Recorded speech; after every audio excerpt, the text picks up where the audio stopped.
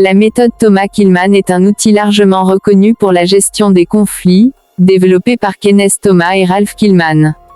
Elle repose sur l'analyse de deux dimensions fondamentales, l'assertivité, c'est-à-dire la capacité à défendre ses propres intérêts, et la coopération, qui correspond à la volonté de satisfaire les intérêts des autres. Cette double approche permet d'identifier 5 styles distincts de gestion des conflits, chacun adapté à des contextes et objectifs différents. Les 5 styles de gestion de conflits selon Thomas Kilmann. La compétition, ou rivaliser. Ce style est caractérisé par une forte assertivité et une faible coopération. Il consiste à défendre vigoureusement ses propres intérêts, souvent au détriment des autres. Ce mode est utile lorsque des décisions rapides et fermes sont nécessaires, mais peut engendrer des tensions ou des ressentiments si utilisé de manière excessive. La collaboration. Ce style combine une haute assertivité et une haute coopération. Il vise à trouver une solution gagnant-gagnant en intégrant les besoins et intérêts de toutes les parties. La collaboration est idéale pour résoudre des conflits complexes où la qualité de la relation et la recherche d'une solution durable sont prioritaires.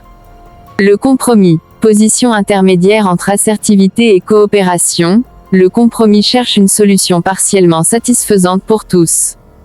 Il implique souvent que chaque partie fasse des concessions. Ce style est efficace lorsque le temps est limité ou que les enjeux ne justifient pas une collaboration approfondie. L'évitement. Faible assertivité et faible coopération caractérisent ce style. Il consiste à ignorer ou reporter le conflit, ce qui peut être approprié lorsque le problème est mineur ou que les émotions sont trop fortes pour une résolution immédiate. Cependant, l'évitement prolongé peut aggraver les tensions.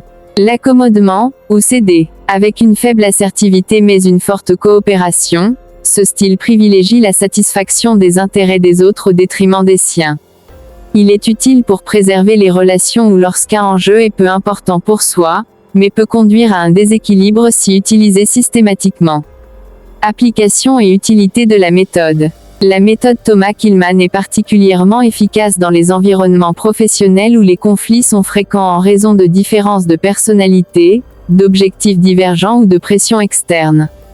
Elle permet non seulement de mieux comprendre son propre comportement face aux conflits, mais aussi d'adapter sa stratégie en fonction de la situation et des relations entre les parties. Pour mettre en œuvre cette méthode, il est essentiel de commencer par identifier clairement le conflit et les parties impliquées. Ensuite, il convient d'évaluer les tendances comportementales des acteurs en termes d'assertivité et de coopération. À partir de cette analyse, on choisit le style de gestion le plus adapté, en tenant compte du contexte, des enjeux et des relations. Enfin, la solution choisie est appliquée et son évolution suivie. Avantages et limites. Parmi ces avantages, la méthode Thomas Kilmann offre une grille simple et intuitive pour analyser les conflits, ce qui facilite la communication et la négociation. Elle encourage également le développement de compétences en négociation et en gestion des relations interpersonnelles. En entreprise, elle contribue à améliorer l'esprit d'équipe, à réduire le stress lié aux tensions et à renforcer le leadership.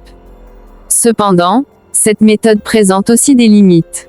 Certains conflits complexes ou profondément enracinés ne peuvent pas être résolus rapidement ou par un seul style. La méthode peut nécessiter du temps et de la patience pour parvenir à une solution satisfaisante pour toutes les parties. De plus, l'efficacité dépend largement de la capacité des individus à reconnaître et à ajuster leur comportement. En résumé, la méthode Thomas Kilmann est un outil puissant pour comprendre et gérer les conflits en proposant une typologie claire des comportements possibles. Elle invite à une gestion flexible et adaptée des tensions, favorisant des solutions équilibrées et durables dans les relations interpersonnelles.